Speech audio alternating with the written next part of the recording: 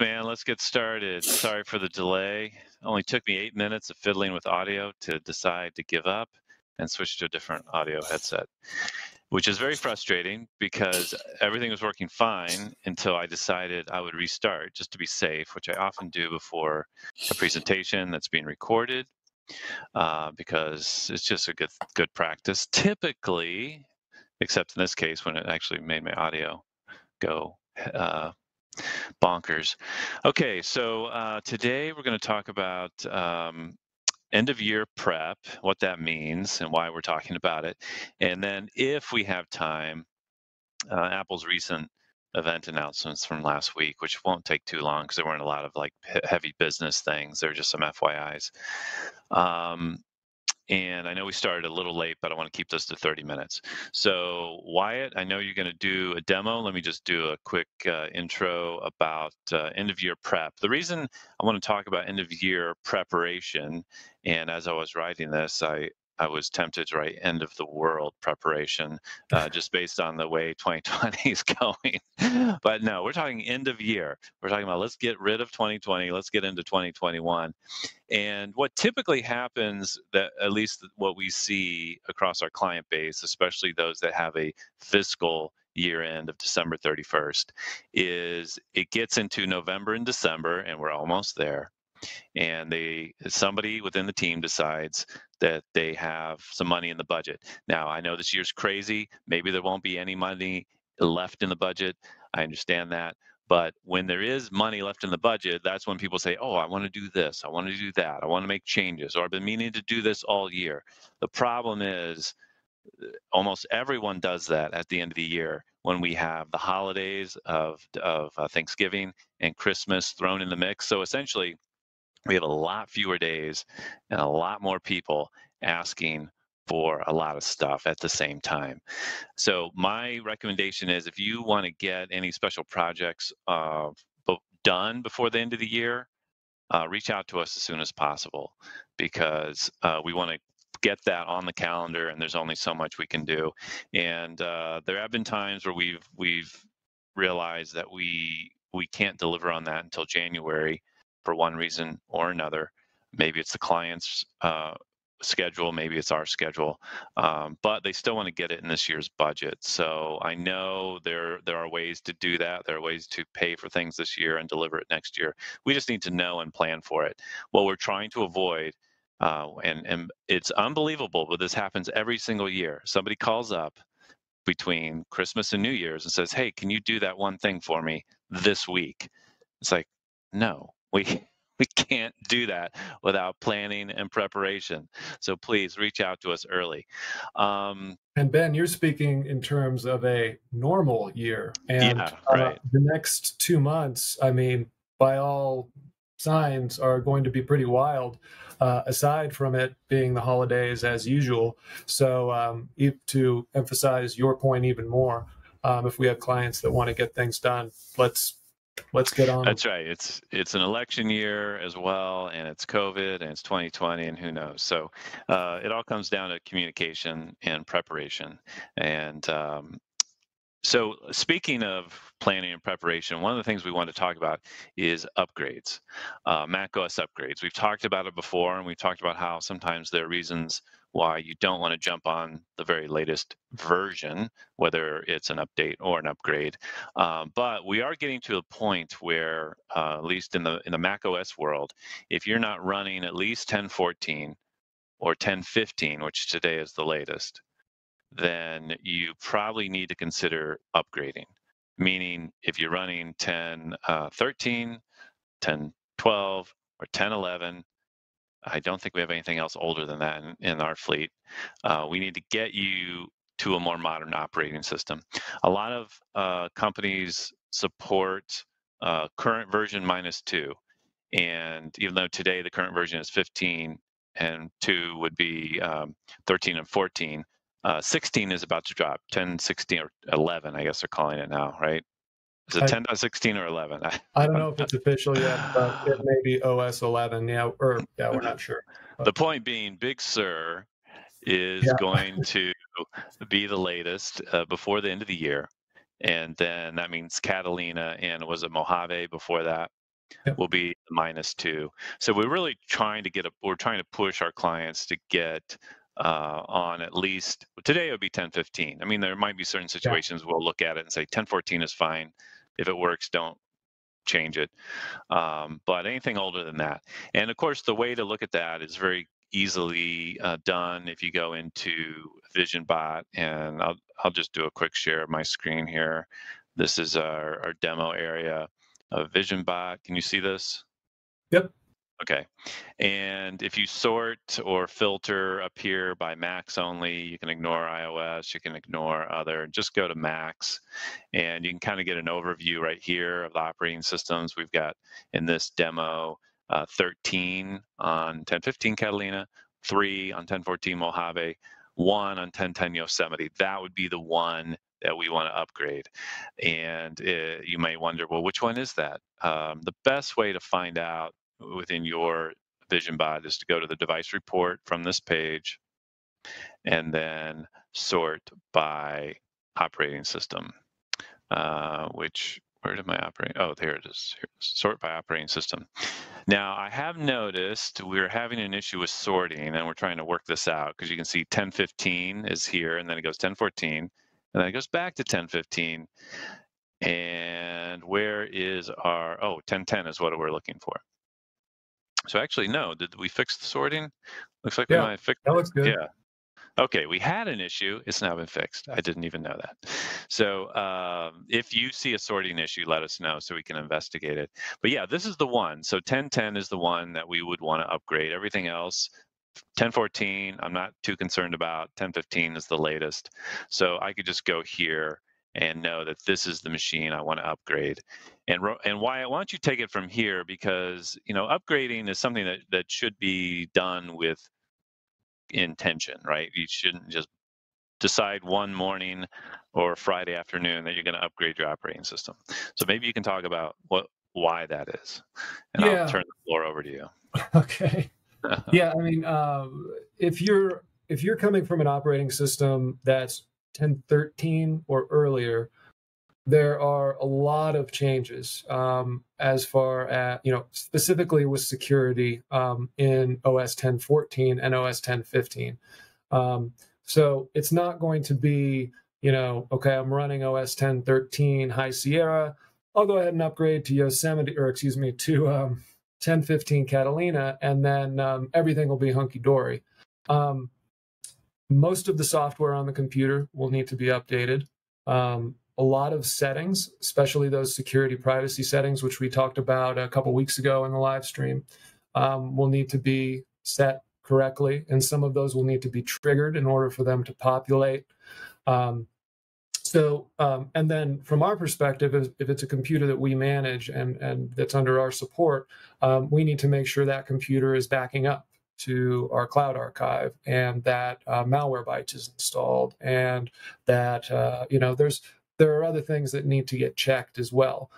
In most cases, the end user can go ahead and upgrade to 1015, but we do need to follow up with that person to make sure that everything's running okay, because 9 times out of 10, there's going to be something that needs to be addressed.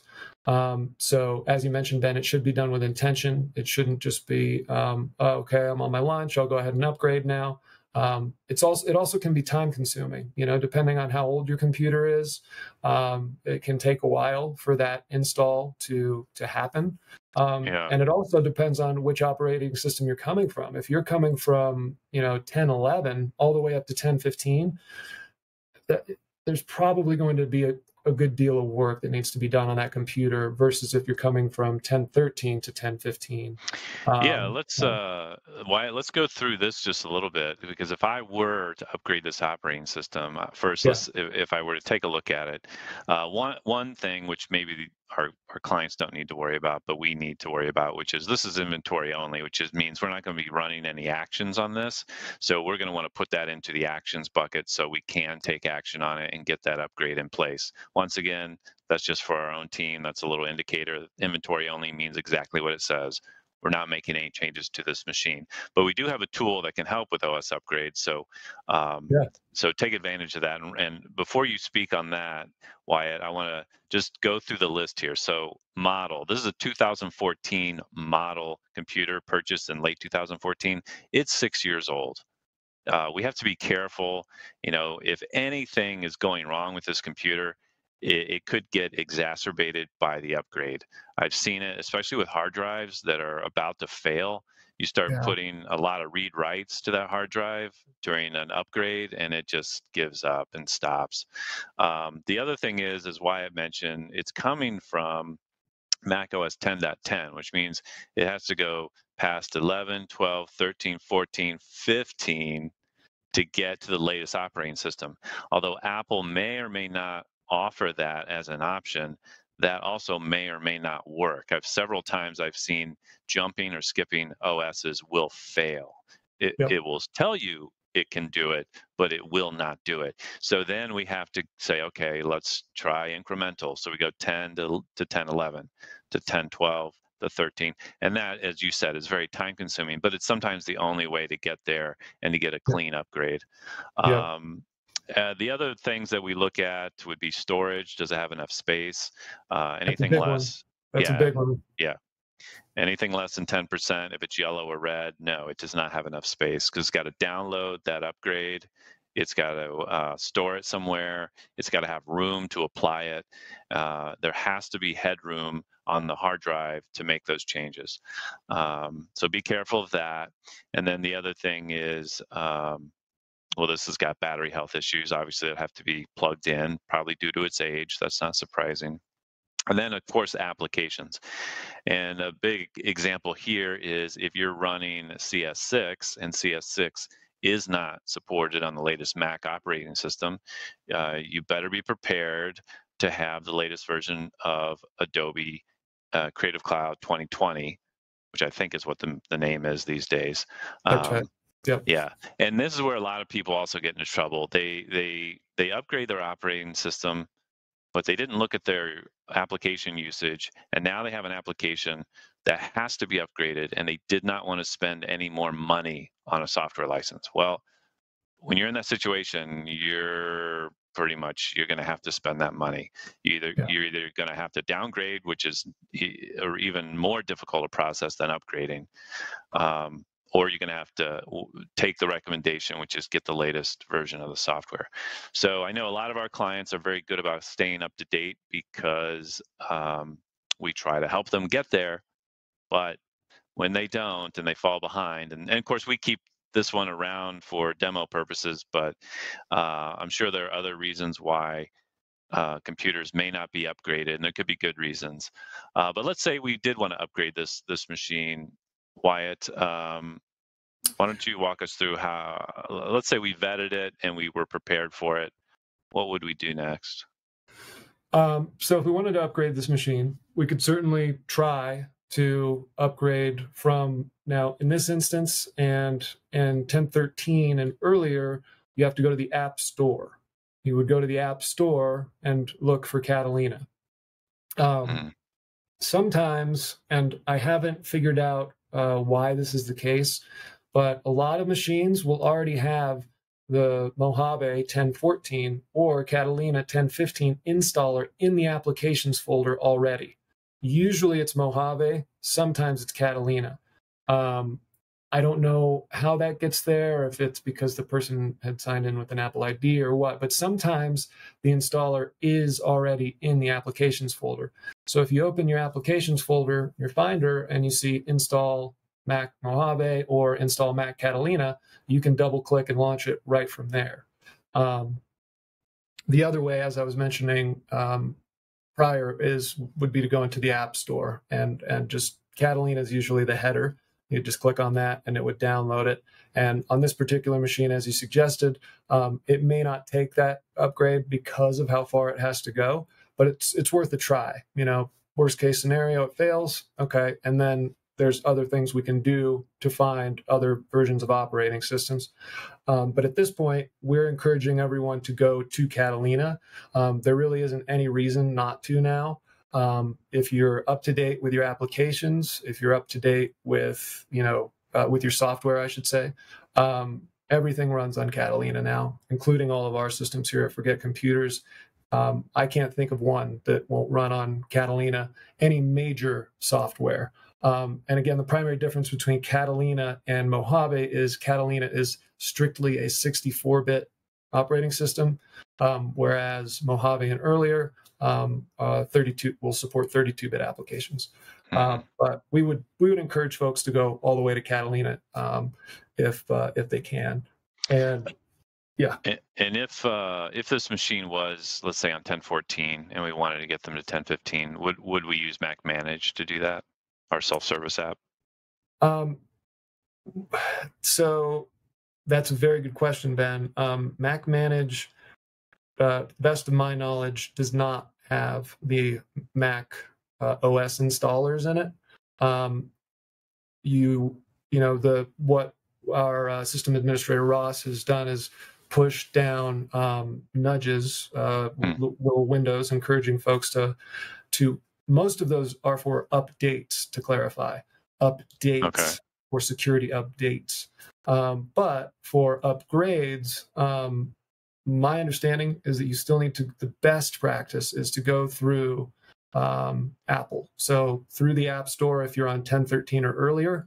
If you're on 1014, you can actually go into System Preferences and launch it right from Software Update in System Preferences if you're on 1014. If you select Software Update in System Preferences on 1014, odds are the banner right at the top is going to say Upgrade Now. Catalina will be sitting right there. Click it, follow the steps, and let it ride. Generally, the process takes anywhere from 10 to 30 minutes for that package to download. And then once the machine restarts, depending on the machine speed, up to an hour for all of those system files to get written. So plan on at least an hour of downtime, unusable time, while your machine is upgrading. Yeah, so when you're ready to upgrade, if you were to click the Upgrade Now button, it would download in the background. Yep. And that will take a while. Yep. And you could, literally like one day download it and then wait until the next day to click the actual button to proceed. But once you proceed, you're committed. Yes. And that's when that sort of hour kicks off, right? Yeah. And, it's, I would suggest to most users, if you're not ready, if you're not committed, don't even download it. Don't start the process. Just do it as one process, and that way, you're not accidentally upgrading if you don't want to, or let's say you download the installer and it just wants to restart and it wants to go. You accidentally hit OK. I guess that's a little redundant off of what I just said, but I would suggest approaching it as a all in one shot. Okay, I'm ready to upgrade, ready to do this, and then do it. And by all means, if you would like our help, we're happy to help. And if you do the upgrade on your own, we would suggest that you do reach out to us. We will get an alert that'll let us know that your system's been upgraded, and then we'll reach out to you and ask you to schedule some time to connect with us to follow up, so that we can give the computer the once over that I was talking about at the onset, so we can make sure all the system settings are correct, backup, archive, all kinds of other fun things, encryption, things like that are all working well. Yeah, I would recommend if you're going to upgrade or you see the need to upgrade, please reach out to us, even if it's just to say, hey, I'm thinking about upgrading. Can I get your approval? And if there's anything on our radar, we can talk about it. If there's nothing, then we can say, no, it looks like you're good to upgrade. All we ask is that, you set aside some time, as Wyatt said, you're going to need at least an hour. And I would double that because things do often take longer than you would expect. And I usually, not to cut you off, Ben, but yeah. I usually word it as at least an hour of unusable downtime. Yeah. So while that package is downloading, you can still use your computer. Once it has to write the system files, that's when your things are going to go dark. So Yeah. yeah, the entire process, yes, up to 2 hours, absolutely, but at least an hour of unusable time. Yeah.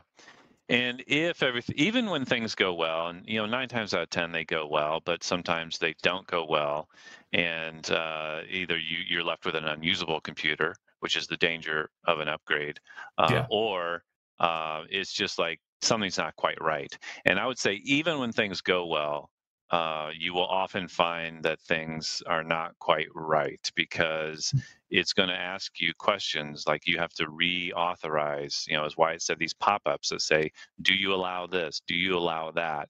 And with the upgrade, those reset. So if you've already said, well, I did that, I don't know, a year ago when I did the last upgrade, you're going to have to do it again. yeah, And that's where people get into trouble. And sometimes, they do an upgrade and then they don't test that stuff mostly for meetings, the audio and the video. And then they get in a situation like I just had, even though right, mine wasn't right, upgrade related, but they try to join a meeting and nothing works. And then right. they're panicked and they're freaking out and they're calling us. And then we're trying to help them. And we're like, well, everything's changed. What's going on here? And that, so, And that's really the emphasis here that we want to get across to you folks is that it might seem like kind of just a easy, oh yeah, upgrade, yay, everything's good. And then you might be able to use your computer and things seem okay, but then you've got a mission critical meeting with a client and all of a sudden your microphone's not working or you can't share your screen. We really, really would encourage everyone to schedule that, that follow-up time with us so that we can make sure that your computer is in a usable state after the upgrade and that everything is as good as it can be.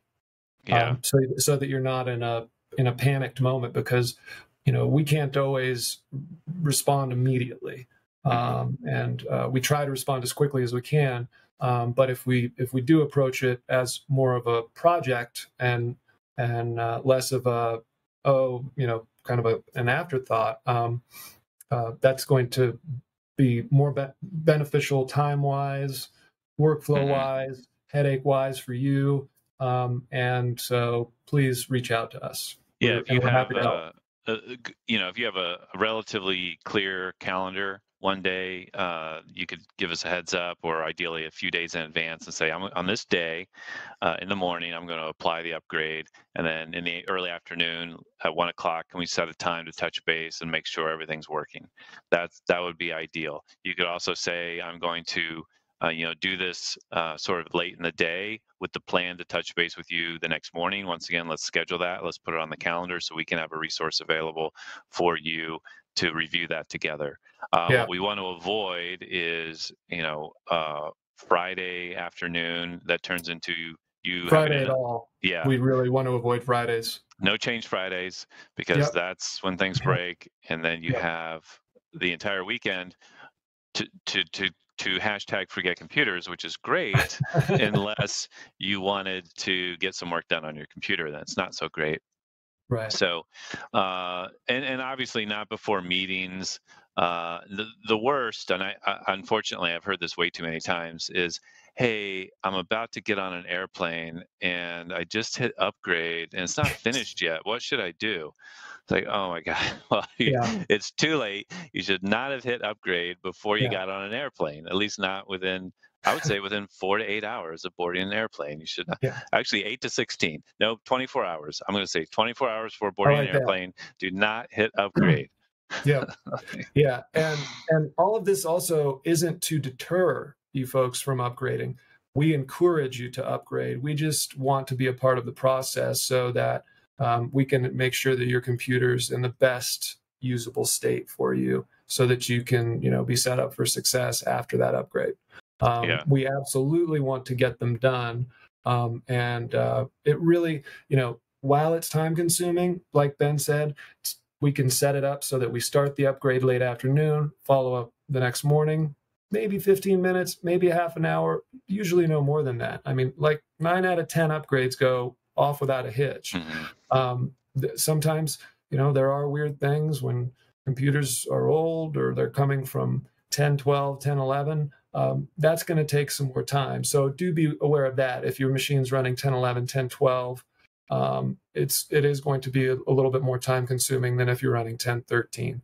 But I think Ben mentioned that we're officially going to support 1014 and 1015, but we really want to get everyone up to at least 1014 or better. But if you're in the process of upgrading and you have the option to go to Catalina or Mojave, we suggest go Catalina. Just Yeah, go all and the way up. if you're a primary contact of ours and you're watching this or either now or later, go into VisionBot, run the device report, look at all your operating systems, and if you see anything older than 1014, a lower number, contact us so we can help you build a plan for getting upgraded. Yep. And I know it does, you'll talk to plenty of people who will say, I upgrade all the time. I've never had an issue. They're just blowing this out of proportion.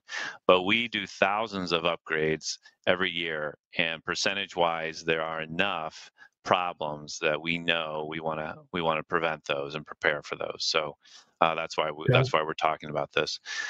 Is there anything else we should just mention, or Michelle, any questions you have, or anyone's thrown out there before we kind of wrap up the whole upgrade process, which in summary is plan for it, prepare for it, schedule it, work with us. It'll go much smoother, even if it's Yep. just a quick check-in, and And if everyone you're will and be if much you're happier. running and we want to do it if you're running 1013 or earlier. If you're at Yeah, 1014, that's fine for now. yeah, Our push right now is 1013 and earlier. And one of the biggest reasons, I mean, there are too many to enumerate, but a very big one is Microsoft is dropping support for computers that are running 1013 or earlier in November. So yeah.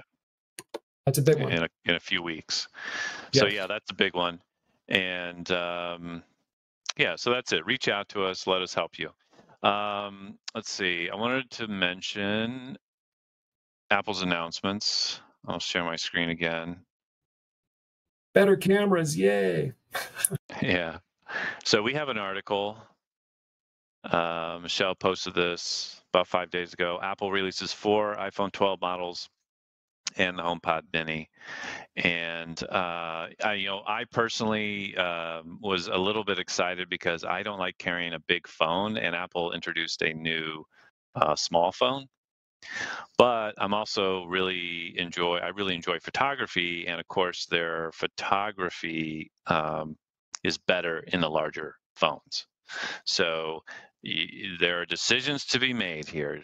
Do you want a small phone with a camera that, frankly, is a fine camera? It's like I don't need to have the latest and greatest. But if you're a professional and you like your camera, or a professional photographer, you're probably not using an iPhone if you're a professional photographer. But I know a lot of people are using this. You probably want to get the high end. And speaking of that, Apple did a demo of movie making with the latest version of the iPhone 12 cameras, which was pretty impressive.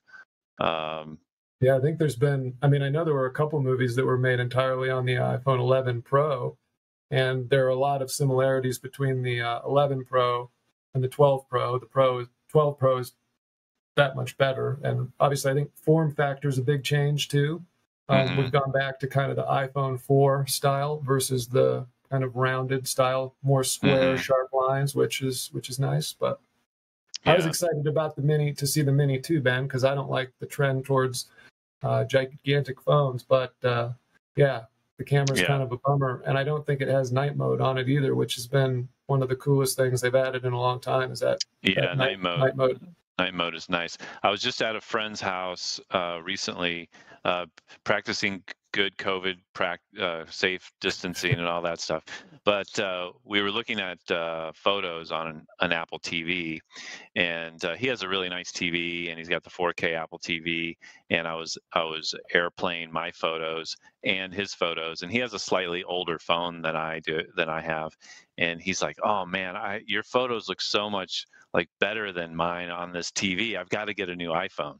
So it was kind of interesting because if you know I look back occasionally at some old photos that I took with an iPhone, and I thought, "Oh man, these photos are amazing." But you look back at them compared to what you can do today, and you can see the graininess, and you can see the blown out, uh, you know, the contrast and everything. So this stuff just keeps getting better and better. And if you showed me any of these, even the the cheapest iPhone today, the camera on that thing, if you showed that to me 10 or 20 years ago, I would have been blown away. Like, this is incredible. So I don't want to downplay this stuff. I mean, at a certain point, I don't know how many pixels we need to be, burning our eyeballs every day. But anyway, it's cool stuff. So that's the phone lineup. A lot to choose from. The Mini to the Pro Max. I'll probably eventually get the 12 Pro, but I'm drawn to the Mini. Just I want the camera features of the Pro. I'm right And there with you, Ben. I wish there yeah, were a smaller option. yeah, and the Max is just for me. I'd rather It's carry too around an big. iPad, yeah, than It's huge. a Pro Max. The good news is the Pro Max, as always, Apple's screens get bigger, but their phone doesn't really get that much bigger because they keep pushing the edge of the screen further and further out. So that's pretty cool. And is that true of the 11 Pro to the 12 Pro? I think so. The screen's bigger, but the form factor I think is So just about the same. It's only like a hair larger from what I was seeing. yeah, I'm looking at my 11 right here, and it doesn't quite go to the edge, and it's more like you said, the soft round versus well, the corners are round, but the even this is round versus it It's just being it's just flat. It looks like an flat. iPhone 4. Yeah. Yeah, it looks like an iPad Pro too, which is what I have. But so I yeah, like it. I think it's very the attractive. the screen slightly bigger, the phone not much bigger. Um, and then the HomePod Minis. I do have a HomePod, which I do really like the sound of and the look of it, and we use it in the office quite a bit. And I think I will get some HomePod Minis for the home because they're $100, and I'm sure maybe they don't sound quite as fantastic as uh, the full size HomePod, which we use in an office. They should have an office pod and a home pod, but anyway, no, they shouldn't. They shouldn't. That's just silly. Uh, but I don't know. Is anyone here? Michelle, do you have any home pods at home? Is that We right? do not. You do not. Okay. Have you No. ever thought about getting a home pod, or do you have any speakers at home that you listen to music on? We do have a Bose speaker in the kitchen that Hmm. we use. Okay. It's, special on Costco. Yeah. Yeah. Well, I think the these. HomePod's pretty nice for, if you're in the Apple ecosystem and Yeah. you have yet to get into the smart speaker world. I think the HomePod's a really, really nice way to go versus your Alexa and your Googles and all of those types of devices because of because Apple just does such a great job with integrating its products together. Yeah. And one last thing about this, which I'm pretty sure Apple has not released yet, but they've promised by the end of the year that you're going to be able to take two, and Wyatt, I don't know if it's HomePods or HomePod Minis, but two of them, pair them together as stereo speakers and use them with your Apple TV. Yes, that's But coming. that's coming. Okay, so that's a software update that's coming. Yep, Okay. yep, yep. Which is cool, especially Yeah. for audiophiles like me. Even though I don't, I have a regular stereo for listening to audio because, we don't need to get into all the compressed Yeah. audio and all that. But the Yeah. convenience, and I mean, the HomePod that I really only heard the one at 1020 there in the office, and it sounds really good for what it is. So Yeah. I'm really, really curious to see what the minis sound like. Yeah, me too. And Apple TVs are very popular in conference rooms. Of course, no one goes to conference rooms anymore, but eventually we'll get back there. And I could see some if you want to up the audio in a conference room, you might have a few, even though they're called home pods, you might have a couple of these in the conference room to give a better boost to the speakers. But I'm going to try this at home, maybe once they release that software update. And then I'll have to make the big decision, white or black. That's going to be tough. So, It's a tough one. yeah. Okay, well, we've gone over our half hour, but thank you very much for joining us. Sorry for the audio problems. In fact, I'm going to have to restart my computer again before my next meeting to try to figure out why I can't get my AirPods to connect, which is so frustrating because the updates to iOS have made these things work even better with iOS, but on the Mac, now I'm seeing problems, right? So it's like Huh. they took 2 steps forward with the iOS, but then a step back on the Mac. And I'm hoping Big Sur will wrap that all up nicely, and these things will work, seamlessly again. But anyway, one last thing I should mention. I should have mentioned this at the start, but we're going to move this to every other week. So rather than every week, we're going to do every other week. I think we went back. Michelle, you and I talked about doing once a month.